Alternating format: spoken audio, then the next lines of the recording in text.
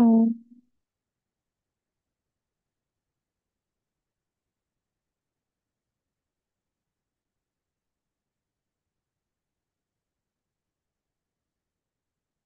ఓం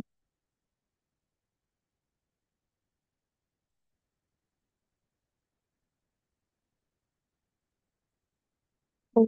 సహనా భవతు సహనౌ భునక్తు సహ వీర్యం కరవావహై తేజస్వినావధీతమస్తు మా విద్విషావహై. ఓం శాంతి శాంతి శాంతి.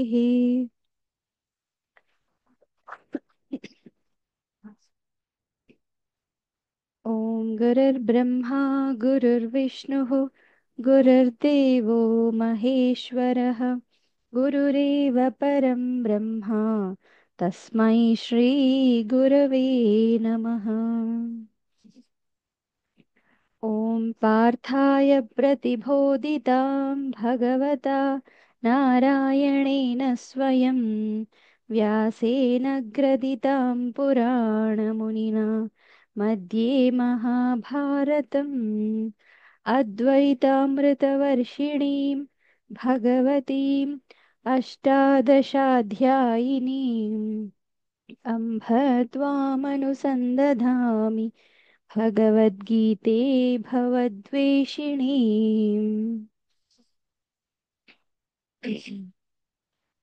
హరి ఓం. భగవద్గీత రెండో అధ్యాయం.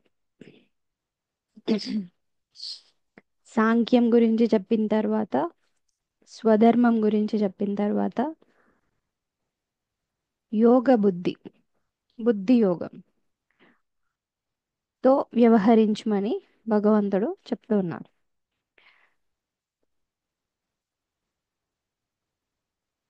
నిన్న చూసాము శ్లోకం, మళ్ళీ ఇప్పుడు చదివి ఎక్స్ప్లెనేషన్. కర్మణ్యేవాధికారస్తే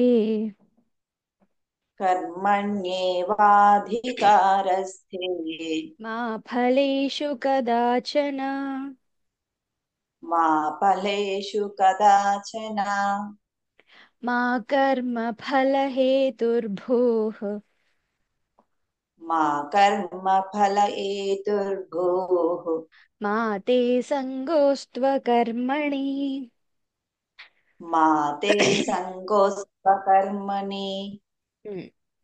శ్లోకం మీనింగ్ ఏం చెప్తున్నారు అంటే, అర్జున, నీకు కర్మణి ఏవ అధికారః, తే నీకు కర్మని, పని చేయడంలో మాత్రమే అధికారం ఉంది. నీ ఇన్వాల్వ్మెంట్ అక్కడి వరకు నీకు ఫ్రీడమ్ ఉంది. మా ఫలేషు, సో ఆ ఫలం ఏదైతే ఉందో, రిజల్ట్ ఏదైతే ఉందో దాని మీద నీకు అధికారం లేదు. మా ఆ కర్మఫలం ఎట్లయితే ఉందో అది దానిపైన ఎప్పుడూ లేదు. కొత్తగా ఏంటి, అసలు కర్మ చేసిన తర్వాత ఫలితం ఏ విధంగా వస్తుంది అనేది దానిపైన ఎప్పుడు ఎవరికి అధికారం లేదు. మా కర్మ ఫల హేతుర్భూహో, సో నువ్వు ఈ ఫలితానికి, ఫలితం ఏదైతే ఉందో, కర్మ చేసిన తర్వాత వచ్చే ఫలితం ఏమైతే ఉందో ఆ దానికి కారకుడివి కావద్దు. మా ఫల మా కర్మ ఫల హేతు, నువ్వు హేతువి అవ్వకు, కారణం అవ్వకు. మాతే సంగోస్త్వ కర్మణి. మరి ఇంకా ఫలం మీద ఆసక్తి లేకుండా ఉండాలి, ఫలం మీద నీకు అధికారం లేదు అని అంటున్నప్పుడు, నేను పని ఎందుకు చేయాలండి, అకర్మణి అంటే పని చేయకుండా ఉంటాను అని అంటావేమో, అలాగని కర్మలేవి మానుకోవద్దు. సో పనులు మానేసి కూర్చుంటా అని అనడానికి వీల్లేదు అనే విషయాన్ని చెప్తున్నారు. ఓకే, సో మనం దీన్ని అర్థం చేసుకున్నాం అంతే, సింపుల్. ఎందుకంటే ఇంకా డీప్ ఏం లేదు. అంటే అర్థం చేసుకోవడంలో ఒకటి, దెన్ సెకండ్ స్టెప్, అసలు దీని మొత్తం థియరీలోనే, థియరీ ప్రాక్టికల్లోనే ఉంది. ఎట్లాగా దీన్ని మనం మన జీవితంలో ఒక్కొక్క స్టెప్లో ఇన్వాల్వ్ చేస్తూ, ఇంప్లిమెంట్ చేస్తూ ముందుకెళ్ళాలి.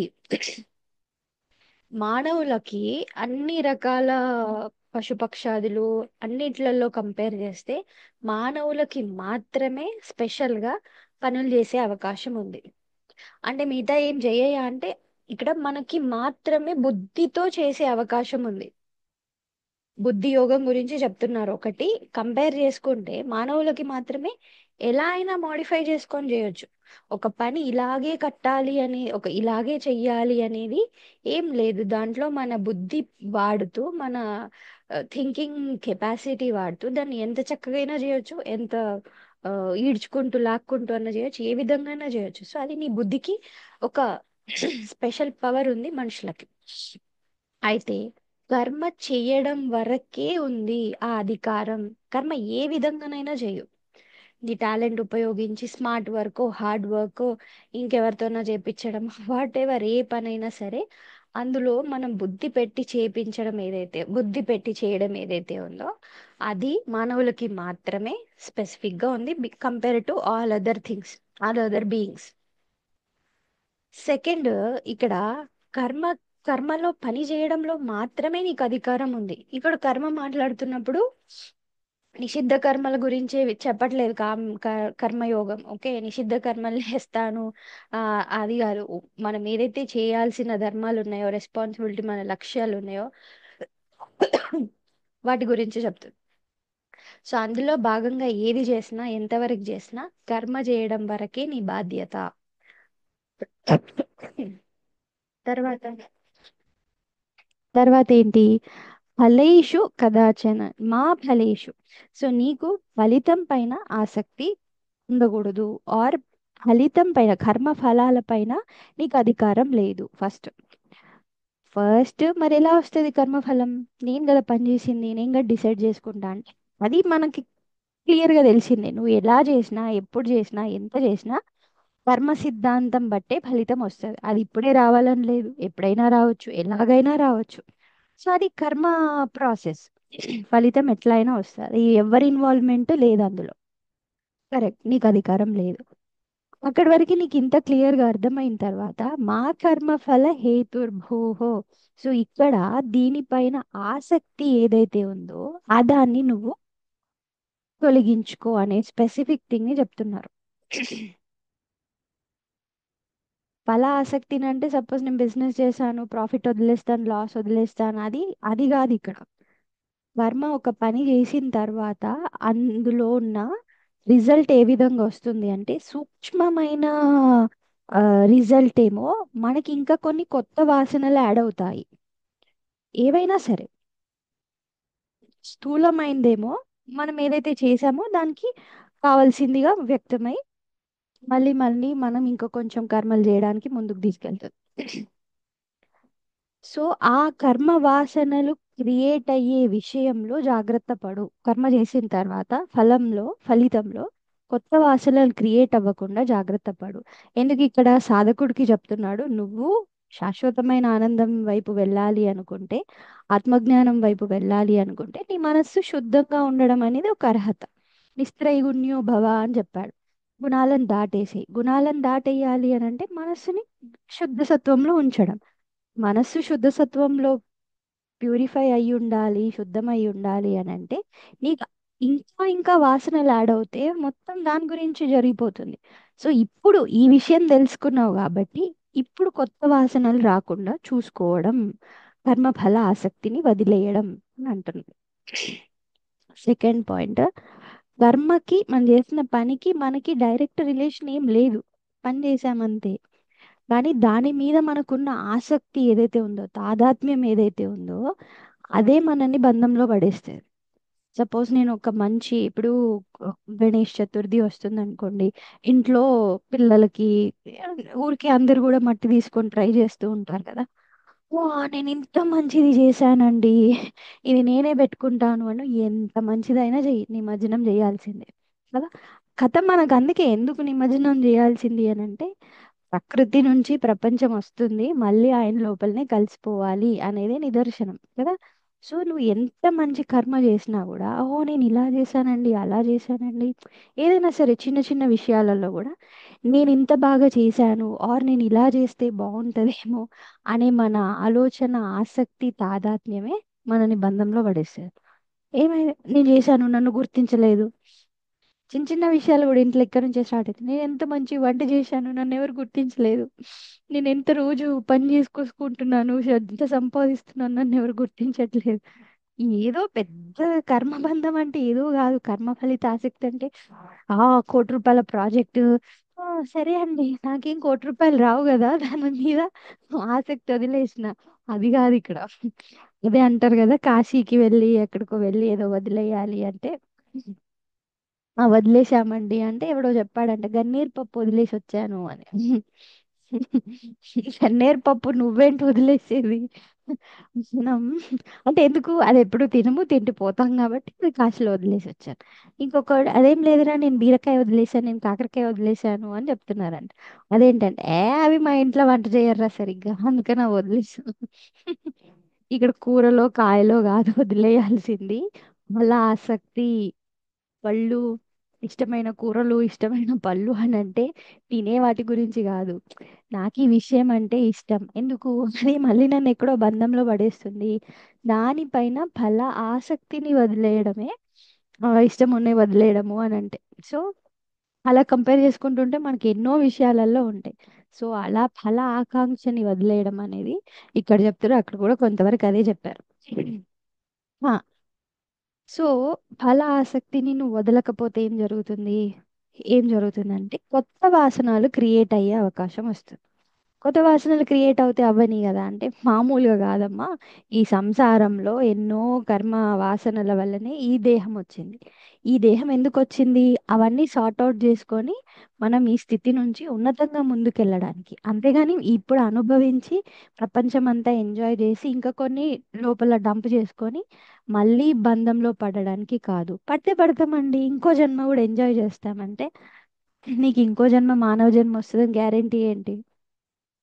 ఈ జన్మలో బాగా తిని తిని ఎంజాయ్ చేశారనుకోండి, దేవుడా కడుపు నిండా దొరకాలి, దేవుడా తినాలి, సంపాదన లేకున్నా సరే నాకు తిండి దొరకాలి, ఇలాంటి ప్రార్థనలు చేశారనుకోండి, ఏమో నెక్స్ట్ జన్మలో ఏ పశువుల్లో పందిలాగానో సంపాదన ఏముంటాయి వాడికి, ఏముంటాయి, పెడతానే ఉంటారు, తింటానే ఉంటాయి.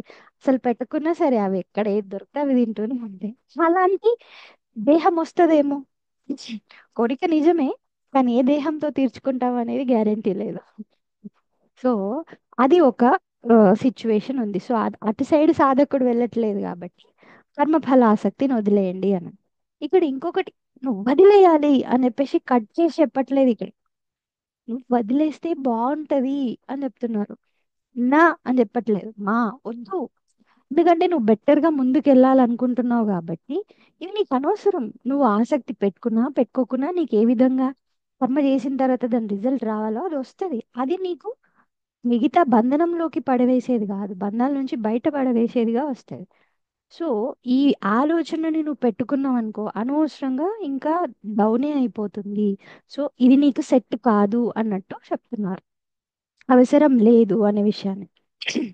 దెన్ అందుకే అండి, ఈ వేదాలు జ్ఞానాలు భగవద్గీతలు ఇవన్నీ ఇంటి ఆచరించాల్సి వస్తుంది. అందుకే మేము వినట్లేదు చాలా మంది. ఎందుకు అక్కడేవో ప్రవచనాలు అవుతున్నాయి కదా, ఊరికే వాగే బదులు అక్కడ వెళ్ళి ఏవో మంచి మంచి మాటలు వినొచ్చు కదా అంటే అవన్నీ వింటే ఆచరించాలంట. ఎవడు ఆచరిస్తాడు? అందుకే మేము వెళ్ళట్లేదు. నిజంగా ఇలా అనేవాళ్ళు చాలా ఉంటారు. అంటే మరి ఆచరించారు కదండి, అబ్బే మాకు అవన్నీ మా వల్ల కాదండి. ఏవో అంట సమంగా ఉండాలట, బ్యాలెన్స్డ్ అంట, ఫుడ్లో మంచి తినాలంట, తొందరగా నిద్రపోవాలంట, మార్నింగ్ ఇవన్నీ మా వల్ల కావండి. ఏవి ఆరోగ్యానికి, మనస్సుకి, బుద్ధికి ఏవైతే ఉత్తమమో అవి సెట్ కావు కొందరికి కదా. అందుకోసం నేనే పని చేయకుండా ఉంటా నువ్వు అన్నావు అనుకో, అది ఆప్షన్ లేదు. ఎందుకు ఆప్షన్ లేదు? ఆప్షన్ లేదు, ఏదో ఒకటి చేస్తూ ఉండడమే మానవులది పని. మానవుల పని ఏదో ఒక పని చేయడం. చేయకుండా మనం ఉండలేము. సరే నేను చేయకుండా ఉంటాను అని అంటే నీకు ఆల్రెడీ జన్మజన్మల వాసనలు అన్నీ ఉన్నాయి కదా, అవి అట్లనే మురిగిపోతూ ఉంటాయి. నువ్వు ఇంకా ఇంకా పడిపోతుండవు, ఏ పని చేయకపోతే తొందరగా పడిపోతావు. గురుదేవులు స్వామి చిన్మయానందజీ ఆ, ఎవరో వచ్చి సంథింగ్ ఏదో స్టోరీ, ఎవరు వచ్చి అన్నారంట, "ఆ, నేను ఏ పని చేసినా ఏదో ఒకటి అవుతుందండి, ఎవరు గుర్తుపించట్లేదు, నాకేం మంచి పేరు రావట్లేదు, లేదా ఏదో ఒకటి అంటున్నారు, ఏం చేయాలో ఏం దోచట్లేదు" అంటే ఇంటి ముందు కూర్చొని వచ్చిపోయే వాళ్ళ మీద రాళ్ళు రప్పలు వేసుకుంటూ కూర్చో అని అన్నాడు. అదేంటండి పోయే వాళ్ళని అటు ఇటు వెళ్ళే వాళ్ళని నాలుగు కొడితే ఏం చేస్తారు? ఏం చేస్తారు రాళ్ళు రప్పలేస్తే? నలుగురు కాదు 10 మంది వచ్చి నాలుగు గుద్దిపోతారు కదా. ఎప్పుడన్నా నీకు దేహం వంగి బుద్ధి షార్ప్ అయి పని చేస్తావేమో. నాలుగు గుద్దితే గానీ సరిపోదు నీకు అన్నట్టు. నేను ఏ పని చేయనండి అని అంటే, ఏ పని చేయకపోతే ఆల్రెడీ ఉన్న వాసనలు ఇంకా జమ అవుతాయి. ఏ పని చేయకుండా మనం ఉండలేము. లోపల వాసన ప్రేరేపణ ఉంటూనే ఉంటుంది. సో అందులో నువ్వు మంచి కర్మ చేస్తే మంచి వాసన, మంచి ఫలితం. చెడు కర్మ చేస్తే చెడు వాసన, చెడు ఫలితం. సో ఇక్కడ నిషిద్ధ కర్మల గురించి మనం మాట్లాడుకోవట్లేదు. మంచి కర్మ చేసినప్పుడు మంచి ఫలితం వస్తే ఓకే, అది అక్కడి వరకు అయిపోద్ది. మంచి వాసన ఇంకా మనల్ని సత్వగుణ బంధనంలోనే పడేస్తుంది తప్ప దాని నుంచి బయటికి రాదు. సో ఇక్కడ అందుకే ముందే చెప్పేశారు గుణాల నుంచి బయటికి వచ్చి సత్వంలో ఉండండి, శుద్ధ సత్వంలో ఉండండి అని. ఓకే. సో ఈ విధంగా ఇక ఈ శ్లోకాన్ని చెప్తూ పని చేసే దాని మీద ఫోకస్ ఉండాలి, పని చేస్తున్నప్పుడు ఫోకస్ ఉండాలి. ఈ ఎక్స్ప్లెనేషన్ పార్ట్ అంతా కర్మయోగంలో ముందు ముందు అధ్యాయంలో డీప్గా డిస్కస్ చేయడం జరిగింది. ఓకే. నెక్స్ట్ శ్లోకం.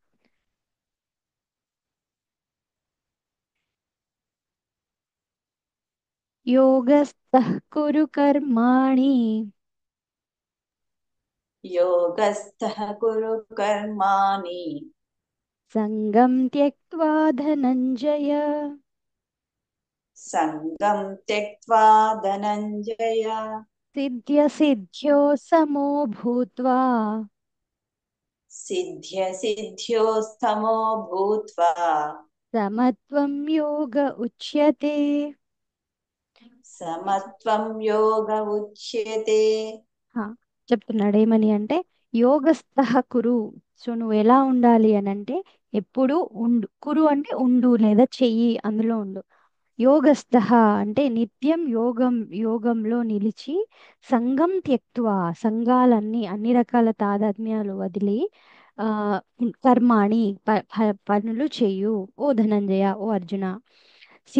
సిద్ధ్యో సమో భూత్వా కర్మ ఫలితాలు సిద్ధించడం, పని చేసిన తర్వాత అవి రావడం, అసిద్ధ్య సిద్ధించకపోవడం, అవి ఏవైనా జరిగినప్పటికీ నువ్వు కర్మలు చేస్తూ సమంగా ఉండు, సమంగా భావించు. సమత్వం యోగ ఉచ్యతే. ఆ సమత్వ స్థితి ఏదైతే ఉందో అదే యోగం అని చెప్పబడుతుంది. అదే ఫైనల్ గా యోగం అని అంటున్నారు. సో ఇక్కడ సమత్వం యోగ ఉచ్యతే అనేది కూడా మనం అర్థం చేసుకోవాలి. ఫస్ట్ ఏమో బుద్ధి యోగం చెప్తున్నాను అని అన్నాడు. సో బ్యాలెన్స్డ్గా ఉండడమే, సమంగా ఉండడమే యోగం అనే విషయాన్ని మళ్ళీ చెప్తున్నాడు. ఈ సమత్వం అనే పదం ఉంది కదా, సమహ సమానంగా ఉండడం అనేది మొత్తం భగవద్గీతలో అన్నింటికంటే ఎక్కువ వచ్చిన పదం అదే. 40 టైమ్స్ దాకా రిపీట్ చేస్తానే ఉంటాడు కృష్ణుడు. సో ఆ బ్యాలెన్స్డ్ నేచర్ ఏదైతే ఉందో అన్నిట్లో, మనం ఆలోచించే విధానం దగ్గర నుంచి తినే విధానం, వ్యవహరించే విధానం, ఆలోచనలని వదిలేసి అన్నిట్లలో నువ్వు బ్యాలెన్స్డ్గా ఉండు. అదే యోగం. ఉమ్. యోగస్థః అని అంటే నువ్వు యోగంలో ఉండు అని అంటున్నారు. ఏదైనా పని చేస్తున్నప్పుడు బుద్ధితో పని చేయు, బుద్ధితో వ్యవహరించు. మళ్ళీ బుద్ధి అని అంటే మళ్ళీ మన శరీరం, మనసు, బుద్ధి, బుద్ధిలో నాలెడ్జ్, అవన్నీ మనకి ఆల్రెడీ డిస్కస్ చేసిన టాపిక్సే. సో ఏదైనా సరే వివేకంతో వ్యవహరించి నువ్వు ఈ ఆ, ప్రపంచంలో పని చేయు. వివేకంతో అంటే మేము ఏమైనా బుద్ధి లేకుండా చేస్తామా అండి అంటే, నిజమైన బుద్ధి ఏంటి? పని వరకే నా బాధ్యత అంతే. సింపుల్. పని చేసామా అక్కడ నుంచి తప్పేసుకోవాలి వెంటనే. అండ్ మళ్ళీ దాని గురించి మననం మననం మననం చేయాల్సిన అవసరం లేదు, వదిలేసుకోగలరు. కొంతమంది ఎప్పుడో ఎప్పుడో ఎవరికో 10 సంవత్సరాల ముందు ఏదో దానం చేసి ఉంటారు. అప్పుడు మేము దానం చేసాం తెలుసా, ఎంతమంది వచ్చారు తెలుసా, రెడ్ కలర్ ఇచ్చాం బ్లాంకెట్, పింక్ కలర్. అయ్యో ఎప్పుడో అయిపోయింది. ఆ కప్పుకొని పడుకున్న వాళ్ళు కూడా అది ఇంకెవరికైనా దానం చేసి ఉంటారు. ఇకపోతే అది కూడా పాడైపోయి ఉంటారు. అయినా మనం ఇంకా దాని గురించి మంచిగా ఉండేనండి అప్పుడు. ఇప్పుడు ఉంది అయిపోయింది, ఇంకా దాని గురించే నువ్వు ఆలోచిస్తే ఏం లేదు. సో అది ఇంకా పట్టుకొని ఊరికే దాన్ని పట్టుకొని తిప్పినట్టు. సో మనం చేసే వాటి మీద కూడా మనకి ఆ ఆసక్తి ఉండదు. అందుకే అంటారు కదా, ఒక చేతితో ఇస్తే ఇంకో చేతికి కూడా తెలియద్దంట. అంటే ఫినిష్, అక్కడికి స్టాప్, మర్చిపోవాల్సిందే అంతే. సరే ఓకే, అందరు వచ్చి పొగిడారా, ఓకే థ్యాంక్ యూ, శివార్పణం కృష్ణార్పణం, వదిలేసేయాల్సిందే. ఎందుకు ఇలా అన్నారండి, అలా గుర్తు చేశారు, అవి మనం మళ్ళీ నెమరేసుకుంటే కూడా మళ్ళీ అదో కర్మ. ఆ కర్మ మళ్ళీ వాసనలు క్రియేట్ చేస్తుంది, అది మళ్ళీ బంధంలో క్రియేట్ చేస్తుంది. ఎంత క్లియర్గా, ఎంత పర్ఫెక్ట్గా చెప్పున్నాడు చూడండి కృష్ణుడు. వదిలేసేయి, ఏదైనా చేసావా అక్కడే వదిలేసేయి. అయితే ఎక్కడో మనం వదిలేయాలో తెలియదు కాబట్టి భగవంతుని ఒక లక్ష్యాన్ని, ఒక గొప్ప విషయాన్ని మనం ముందు పెట్టుకొని వాళ్ళకి సమర్పించగలగాలి. చాక్లెట్లు, బిస్కెట్లు, ప్రసాదాలు అయితే సమర్పిస్తాం కానీ మనసులో ఉన్న ఆలోచన అదే కదా important. Calm mind, peaceful mind, ప్రశాంతమైన మైండ్, ప్రెజెన్స్ ఆఫ్ మైండ్లో ఉండడమే ఆ, ఎప్పటికప్పుడు మనం ముందుకెళ్తున్నామా లేదా లిట్మస్ టెస్ట్. ఆ, ఈ రోజంతా ఎలాగో ఉందండి, ఏం చేశారు? ఓ, ఆ పాస్ట్ అంతా గుర్తొచ్చింది. ఏంటి పాస్ట్? ఓ మామూలు పాస్టా మనది? అత్త మామల గొడవలు, ల్యాండ్ ఇష్యూస్, అసలు మామూలుగా ఉండదు మన పాస్ట్. చిన్నప్పుడు స్కూల్కి వెళ్ళలేదు సరిగ్గా, అసలు చిన్నప్పుడు చదువుకోవడానికి సరిగ్గా లేదు. ఓకే, ఫ్యూచర్, ఫ్యూచర్ ఏమండి, అసలు పిల్లలు సరిగ్గా లేరు. ఏమంటారు ఈ మధ్య సొసైటీలో ఏవి సరిగ్గా లేవు, ఈ పిల్లలకు పెళ్ళిళ్ళు ఎలా చేయాలో, అసలు వీళ్ళందరికీ ఏం జరుగుతుందో ఏమో, ఎవరు వస్తారో, ఎలాంటి వస్తారో, సంపాదించిన సంపాదన సరిపోతుందో లేదో, మామూలుగా లేదు. ఫుడ్ తిన్నామంటే అది కూడా మొత్తం ఈ మధ్య అన్ని హైబ్రిడ్ కెమికల్స్. ఫ్యూచర్ ఇలా ఉంది. ప్రెసెంట్, ప్రెసెంట్ ఏముందండి, ఏదో అట్లా నడుస్తుంది. ఇలాగా పాస్ట్లో బ్రతికినా, ఫ్యూచర్లో బ్రతికినా, ప్రజెంట్లో ఏదో ఒక వరితో బతికినా ఇది సమం అనిపించుకోదు. యోగం అనిపించుకోదు, కరెక్ట్ అనిపించుకోదు.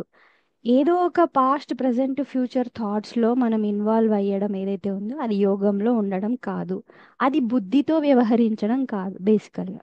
సో వివేకం అంటే ఏంటి? ఎప్పుడు జరిగినప్పుడే అక్కడే వదిలేయడం. దాన్ని ముందుకి క్యారీ చేయకుండా బ్యాగేజ్ని మళ్ళీ సంవత్సరాల తరపటు నెట్టుకుంటూ వస్తే ఏమవుతుంది? ప్రజెంట్లో పాస్ట్ గురించి ఆలోచిస్తున్నాం, ప్రజెంట్ ఏం చేస్తే ఫ్యూచర్ అదే వస్తుంది, మళ్ళీ ఫ్యూచర్లో కూడా అదే జరుగుద్ది. సో అందుకోసమని నువ్వు వివేకంతో వ్యవహరించడం అనేది యోగంలో ఉండడం. సెకండ్, ఏదైతే పనులు చేస్తున్నావో వాటి కర్మ ఫలితాలు వస్తాయి రావు, వాటి గురించి నువ్వు చింతించకు. ఎప్పుడు వస్తాయి, ఎలా వస్తాయి, ఎందుకు వస్తాయి, ఇంత వస్తాయి, అంతే వచ్చాయా, ఇప్పుడే వచ్చాయా. ఆయన లెక్కలు వేరుంటాయి, మన లెక్కలు వేరుంటాయి. సింపుల్.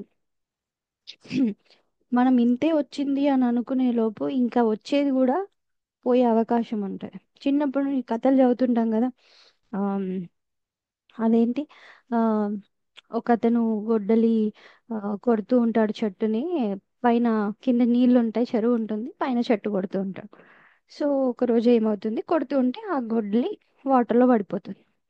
తర్వాత అయ్యో పడిపోయింది కదా, ఇంకా వెతుక్కోవడానికి లేదు, అట్లే బాధలు ఇంటికి వస్తుంటే ఆ నది దేవత ప్రత్యక్షమై ఒక బంగారు గొడ్డలి తీసుకొని, నాయనా ఇదే నా నీ గొడ్డలి అంటే, నాది బంగారు గొడ్డలి కాదు, ఆ ఊరికే నాది చెక్కది అని అంటే, సరే నువ్వు ఇంత మంచిగా సిన్సియర్గా ఉన్నావు కాబట్టి నీకు ఈ బంగారుది అని చెప్తున్నాను, బంగారుది కూడా ఇచ్చేస్తున్నాను అని ఇచ్చేస్తాడు.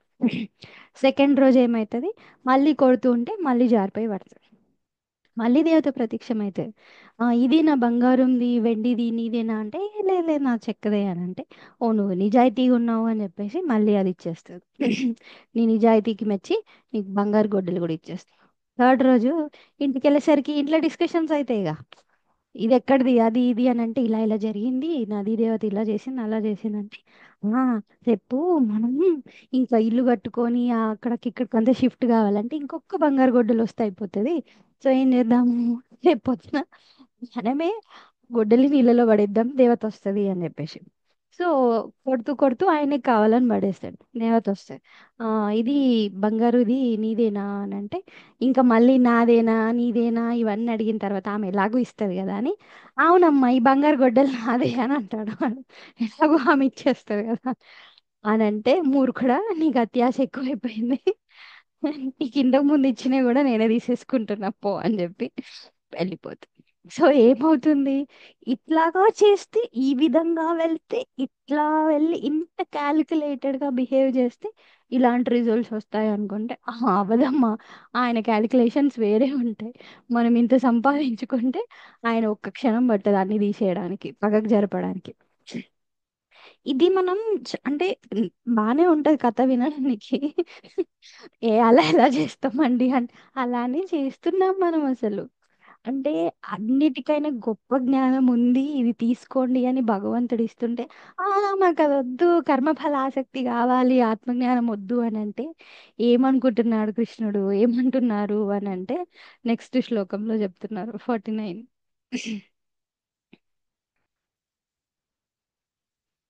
దూరేణ హ్యవరం కర్మ दूरेण ह्यवनं कर्म बुद्धियोगात् धनञ्जय बुद्धियोगा धनञ्जय बुद्धौ शरणमन्विच्छ बुद्धौ शरणमन्विच्छ कृपणाः फलहेतवः. कृपणाः फलयेतव। సో ఏదైతే నువ్వు సమత్వ బుద్ధితో ఆచరిస్తావో బుద్ధి యోగాత్. సో బుద్ధి యోగాత్ అంటే ఇప్పుడు ఫస్ట్ బుద్ధి యోగం అని చెప్పారు, ఎండింగ్ లో సమత్వం యోగం వచ్చేది. సో బ్యాలెన్స్డ్ గా ఉండడమే నీకు యోగం, అదే బుద్ధి యోగం. సో బుద్ధి యోగంతో సమత్వంగా నువ్వు బుద్ధితో ఎప్పుడైతే వ్యవహరిస్తావో అది కూడా కర్మలు ఇట్లాగా వాటిపైన ఆసక్తి లేకుండా చేస్తూ నిష్కామ కర్మ చేస్తూ ఉండే బుద్ధి యోగం కంటే కామ్య కర్మలు ఏవైతే ఉన్నాయో పనులు చేస్తూ వాటిపైన ఆసక్తి ఉండేటివి, అవి కంపేర్ చేస్తే ఆ కామ్య కర్మలు అవి చాలా అల్పమైనవి, చాలా లీస్ట్. కాబట్టి నువ్వు ఈ బుద్ధితో వ్యవహరిస్తూ సమబుద్ధిని అంటే సమత్వ బుద్ధిని ఆశ్రయించు. ఇట్లాగే ఉండాలి అని అనుకున్నప్పుడు అదే నీకు కరెక్ట్. అలా లేదు, నేను కర్మఫలం వెనకాల వెళ్తే ఏమవుతుంది అని అంటావా, ఆ కర్మఫలానికి కారణమైనప్పుడు వాటిపైన నీకు ఆసక్తి ఉన్నప్పుడు ఇన్ను నువ్వు పెద్ద పిస్నారివి, కృపణాహ అంటే నువ్వు పెద్ద పిస్నారివి కిందనే కౌంట్ అని అంటాను. పిస్నారి అంటే అందరికీ తెలుసు, ఎవరెవరు ఎలా ఎలాగా రకరకాలుగా చేస్తారు. వాటిపైన కొన్ని మూవీస్ కామెడీస్ కూడా చాలా వచ్చి ఉంటాయి కదా. ఎంత పిసినారి అని అంటే అయ్యో వదిలేండి, అందులోకి ఎందుకు ఇప్పుడు వెళ్ళడం. సో బాగా పిసినారి వాళ్ళని చూస్తుంటే చిరాకు వస్తుంటాయి కదా. ఈ మధ్య సోషల్ మీడియాలో కూడా చాలా ఉంటాయి అన్నిట్ల నుంచి లాస్ట్కి చివరిది చివరిది కూడా తీసి తీసి తీసి తినడము, ఎవరికి ఏది ఇవ్వకుండా దాచుకొని దాచుకొని పెట్టుకోవడం, ఇట్లాంటివన్నీ పిసినారి లక్షణాలు కదా.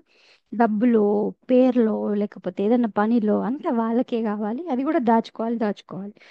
ఇక్కడ పిసినారి లక్షణం ఏం తెలుసా, వాడు తినడు, అదో పెద్ద డేంజర్. ఎవరికి ఇవ్వకుండా వాడే పెట్టుకునేవాడు స్వార్థం అనుకోవచ్చు. ఈ పిసినారి ఫెల్లో వాడు తినడు, ఎవరికి ఇవ్వడు, అదేమవుతుంది అట్లే ఉండి ఉండి ఉండి మురిగిపోతుంది, చచ్చిపోతుంది. ఎవరికి దొరకదు. సో ఈ పిసినారి అని అంటారు నిన్ను అని అంటున్నాడు. అదేంటి కృష్ణుడికి అంత కోపం వచ్చింది, అంత చిరాకు వచ్చింది, మీరంత పిసినారోళ్ళని ఎందుకు అంటున్నాడు మనల్ని అని అంటే ఇక్కడ ఇందాక అనుకున్నట్టు హయ్యెస్ట్ ఆత్మజ్ఞానం ఇస్తాను, ఇది అనుభవించండి అని అంటే నేను ఫలాసక్తి ఎందుకు ఉండొద్దు, ఈ కృష్ణుడికి ఏం పర్లేదు ఫలాసక్తి ఉండొద్దు ఉండొద్దు అని అంటున్నాడు, అలా ఉండకుండా ఎవరైనా ఉంటారా అని చెప్పి రివర్స్ ఆలోచిస్తూ ఉంటున్నాం మనం. నువ్వు ఇది వదిలేస్తే మెయిన్ గేట్ కీసే నీకు ఇచ్చేస్తా అని అంటున్నాడు. కాబట్టి మనం అది వదలలేక అదే కావాలని అనుకుంటున్నాం కాబట్టి హైయెస్ట్ జ్ఞానం ఇస్తా అంటే వద్దొద్దు మాకు ఈ అల్పమైన విషయాలే కావాలంటున్నాం కాబట్టి మనని పిసినారి అని అంటున్నారు. అంటే సుఖపడే ఆనందపడే సంతోషపడే అవకాశం ఉన్నప్పటికీ కూడా అది వినియోగించుకోలేకపోతున్నాం. వినియోగించుకోవాల్సిన వినియోగించుకుందామన్న ఆలోచన కూడా మనకు రావట్లేదు కాబట్టి అలాంటి వాళ్ళు కృపణ పిసినారి వాళ్ళ కిందే లెక్క అని అంటున్నారు. ఓకే. సో ఇక్కడ మళ్ళీ అది మనం పాయింట్, కర్మయోగం మొత్తం ప్రజెన్స్ ఆఫ్ మైండ్ అనేది ఒకటి ఇంపార్టెంట్. జనరల్గా అనుకుంటాం కదా, మేము ఎట్లా అండి ముందుకెళ్తున్నామా లేదా ఎలా తెలుసుకోవాల్సింది, ఒకటి ప్రశాంతంగా ఉంటున్నామా లేదా, సెకండ్, ఏ పని చేస్తే ఆ పనిలో మనకు మనసు నిలకడ ఉంటుందా లేదా. మళ్ళీ పని అయిపోయిన తర్వాత దాన్ని క్యారీ చేయడం కాదు. అయితే పని చేసిన తర్వాత దాంట్లో ప్లస్ ఏంటి మైనస్ ఏంటి ఆలోచించుకోవాలి. అరే నేను ఎంతవరకు బాగా చేశాను, చేసుకోలేకపోయాను. స్టూడెంట్స్ ఉన్నారు, ఎగ్జామ్ రాసి వచ్చిన తర్వాత రీచెక్ చేసుకుంటారు, ఓకే. అక్కడ లైఫ్లో కూడా రీచెక్ చేసుకుంటూ ఉండాలి, అనాలిసిస్ చేసుకుంటూ ఉండాలి. కానీ ఒక్కొక్కసారి అనాలిసిస్ మాత్రమే చేసుకుంటూ ఉంటారు. అది కూడా ఓవర్ అయిపోతుంది, ఓవర్ థింకింగ్ అయిపోతుంది. సో అది కూడా అవసరం లేదు, మళ్ళీ అది కూడా బంధనమే. సో ఏదైనా సరే కొంతవరకు బ్యాలెన్స్డ్గా మళ్ళీ పని బెస్ట్గా చేయడానికి వరకే మనం ఇన్పుట్స్ తీసుకోవాలి, అప్డేట్ అవుతూ ఉండాలి. కానీ దాంట్లో బంధంలో పడడానికి కాదు. అట్లాగా సమంగా ఉంటూ నిష్కామ కర్మ చేసే విధానం ఏదైతే ఉందో అదన్నింటికంటే గొప్పది. ఆ గొప్ప విషయాన్ని నువ్వు ఆశ్రయించినప్పుడు, నా స్థితిలో ఉన్నప్పుడు నువ్వు ముందుకెళ్తావు. లేదంటావా కృపణాహ పిసినారితో సమానం అని చెప్తున్నా. నెక్స్ట్ శ్లోకం. బుద్ధియుక్తో జహాతీహ बुद्धियुक्तो जहातीह ఉభే సుకృత దుష్కృతే उभे सु उभे सुकृतदुष्कृते తస్మాద్యోగాయ యుజ్యస్వ तस्माद्योगाय युज्यस्व యోగః కర్మసు కౌశలం. योगः कर्मसु कौशलम् నెక్స్ట్, కర్మజం బుద్ధియుక్తా హి कर्मजं बुद्धियुक्ता हि ఫలం త్యక్వా మనీషిణః. फलं त्यक्त्वा मनीषिः फलं त्यक्त्वा मनीषिणः జన్మబంధ వినిర్ముక్తాః जन्मबन्धविनिर्मुक्ताः పదం గచ్చన్త్యనామయం. पदं गच्छन्त्यनामयम् సో బుద్ధియుక్త, ఈ సమత్వ బుద్ధితో ఎవరైతే పనిచేస్తూ ఉంటారో వాళ్ళు సుకృత దుష్కృత అంటే మంచి చెడు కర్మల యొక్క ఈ జన్మలోనే మంచి చెడు అంటే మంచి చేస్తే మంచి చెడు చేస్తే చెడు ఏదైతే కర్మలు చేశారో వాటి యొక్క రిజల్ట్స్ పాప పుణ్యాలు పుణ్య పాపాలు ఏవైతే ఉన్నాయో రెండు సమత్వ బుద్ధితో చేస్తున్నారు కాబట్టి వాళ్ళు ఈ జన్మలోనే వదిలేసుకోగలుగుతారు. ఏదైతే కర్మబంధానికి కారణమవుతుందో అవి ఈ జన్మలోనే ఆగిపోతాయి. తస్మాత్ కాబట్టి యుజ్యస్వ, నువ్వు ఈ విధానాలని వదిలేసి యుద్ధం చెయ్యు అంటే ఇక్కడ యుద్ధం చెయ్యు ఒకటి ప్రయత్నించు. అలా ఉండడానికి నువ్వు ముందుకెళ్ళడానికి యోగం కోసం ప్రయత్నించు. యోగ కర్మసు కౌశలం, అట్లాగా నువ్వు యోగంలో చేసే కర్మలలోనే కుశలత అనేది ఉంది. ఎవరికైనా బెస్ట్గా చేయాలి అని అనిపిస్తుంది కదా, బెస్ట్గా చేయడం అని అంటే యోగంలో ఉండి చేయడం. నీట్గా ఊడ్చిపెట్టానండి, కానీ నీట్గా ఊడ్చాను 100 మందికి చెప్పుకుంటే అది అయ్యేది కాదు. నీట్గా చేసా, పర్ఫెక్ట్గా చేసా, ఇట్లా చేసా అట్లా చేసా, స్మార్ట్గా చేసా, హార్డ్గా, ఇలా కాదు. నువ్వు చేసేటప్పుడు పని మీద మాత్రమే ఫోకస్ పెట్టి పని పర్ఫెక్ట్నెస్ గురించి మాత్రమే వివేకంతో ఆలోచించి ప్రజెన్స్లో ఉండి చేయడం మాత్రమే కర్మసు కౌశలం. అందులో నుంచి కుశలత బయటికి వస్తుంది. చూడండి, ఒక్కొక్కసారి రోజు చేసే పని కానీ ఒకరోజు ఎందుకో బాగుంటుంది. ఏమో అండి ఎలా వచ్చిందో నాకు కూడా తెలియదు అని అంటుంటాం. ఈ అసలు నేను ఇలా అవుతుందని అనుకోలేదండి. ఎందుకు? అప్పుడు మనం పూర్తిగా పనిలో ఇన్వాల్వ్ అయినప్పుడు కుశలత అదే బయటికి వస్తుంది. ఆ గ్రేస్ఫుల్నెస్ ఇతరులకు కూడా అర్థమవుతుంది. సో అట్లాగా ఉండే కుశలత అనేది రావాలి. అది ముందుకి తీసుకెళ్తుంది మనల్ని. కాబట్టి సమబుద్ధితోటి పనులు చేస్తూ ఫలాన్ని త్యజించే వివేకులు ఎవరైతే ఉంటారో ఈ జన్మ బంధం నుంచి పూర్తిగా విముక్తులై దుఃఖరహితులై ముందుకెళ్తారు. సో ఉత్తమమైన పదాన్ని చేరుకుంటారు అని నెక్స్ట్ శ్లోకంలో చెప్తున్నారు. కర్మజం బుద్ధియుక్తా హి ఫలం త్యక్వా మనీషిణః. ఎవరైతే ఈ ఫలాన్ని వదిలేసి ముందుకెళ్తూ ఉన్నారో, ఫలం వదిలేయడం అంటే జన్మలకి కావలసిన బంధాన్ని కూడా వదిలేసి జన్మబంధ వినిర్ముక్తాః వాటికి దూరం అయిపోయి పదం గచ్చంతి అనామయం ఆ పరమమైన పదం ఏదైతే ఉంటుందో దోషరహితమైన ఎలాంటి ఆ, కల్మషాలు లేని ఆ పరమమైన స్థితి ఏదైతే ఉంటుందో గతి దాన్ని పొందుతారు అని చెప్తున్నారు. నెక్స్ట్ శ్లోకం కూడా చదువుదాము. శేషు గారు చదవండి. యదా తే మోహకలిలం యదా తే మోహకలిలం బుద్ధిర్వ్యతితరిష్యతి బుద్ధిర్వ్యతితరిష్యతి తదా గంతాసి నిర్వేదం తదా గంతాసి నిర్వేదం శ్రోతవ్యస్య శ్రుతస్య చ. శ్రోతవ్యస్య శ్రుతస్య చ నెక్స్ట్ శృతి విప్రతిపన్నా తే శృతి విప్రతిపన్నా తే యదా స్థాస్యతి నిశ్చలా యదా స్థాస్యతి నిశ్చల సమాధావచలా బుద్ధిః సమాధావచలా బుద్ధిః తదా యోగమవాప్స్యసి.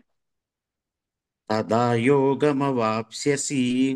రైట్. సో ఎప్పుడైతే ఈ మోహం అనే బుద్ధి మోహంలో నుంచి బుద్ధి బయటికి వచ్చి ఆ మోహం అనే బురద నుంచి బయటికి వస్తుందో అప్పుడు మనకి నిజమైన జ్ఞానం అర్థమై ఈ బంధంలో నుంచి ముందుకెళ్తాము. సో అర్జున, నువ్వు ఈ విన్న వాటిని అన్నిటి నుంచి ఈ బుద్ధి యోగంలోకి ఆచరిస్తూ బుద్ధిని నిశ్చలమైన బుద్ధిని సమాధి స్థితిలో ఉంచినప్పుడే నువ్వు యోగాన్ని పొందుతావు అని అంటున్నాడు.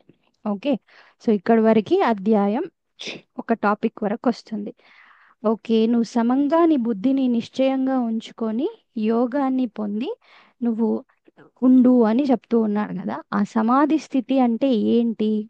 అలా ఎవరైనా ఉన్నారా? ఉన్నప్పుడు ఏం జరుగుతుంది? ఉన్న వాళ్ళ గురించి చెప్పు అని చెప్పేసి నెక్స్ట్ అర్జునుడి క్వశ్చన్ తోటి స్థితప్రజ్ఞ లక్షణాలు అనేటివి స్టార్ట్ అవుతాయి. మెయిన్ సెకండ్ చాప్టర్లో మళ్ళీ మెయిన్ పార్ట్ స్థితప్రజ్ఞ లక్షణాలు. సో ఇవి మనం తర్వాత చూద్దాం. ఓకే. హరి ఓం. ఓం శాంతి శాంతి శాంతి. హరి ఓం శ్రీ గురుభ్యో నమ. హరి ఓం.